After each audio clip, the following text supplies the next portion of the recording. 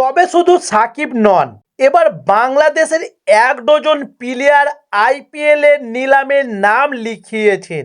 বাংলাদেশের যারা এবার আইপিএল এর নিলামে নিজেদের ভাগ্য পরীক্ষা করবেন তারা হলেন মাস্তাফিজুর রহমান, তাসকিন আহমেদ, সাকিবুল হাসান, মেহেদী হাসান এবং রিশাদ হোসেন ও লিটন কুমার দাস এবং অনেকেই। তবে সাকিবুল হাসান এখনো পর্যন্ত আইপিএলে ৭১টি ম্যাচ খেলেছেন। ৭১ ম্যাচে তিনি ৭৯৩ রান করেছেন। এছাড়াও তিনি ৬৩টি উইকেট নিয়েছেন আইপিএলে। তবে আইপিএলে সাকিবের সর্বোচ্চ স্কোর হলো ৬৬ এবং আইপিএলে ৭১ ম্যাচে তিনি দুইবার ৫০-এর উপর রানও করেছেন।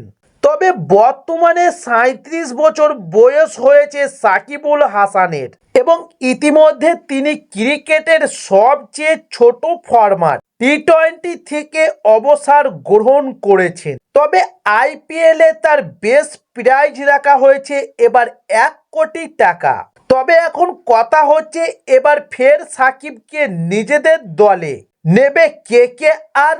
তাই এবার বিশেষজ্ঞদের মতে এবার কেকেআর কেন কোনো দলই সাকিবকে নিতে চাইবে না, কারণ সাকিবের থেকে কারো তেমন কোনো প্রত্যাশা নেই এবং সাকিবের বদলে এখন অনেক ভালো অলরাউন্ডার ক্রিকেট জগতে রয়েছে যাদের নিয়ে যে কোনো ফ্র্যাঞ্চাইজি তাদের দল ভারী করতে চাইবে।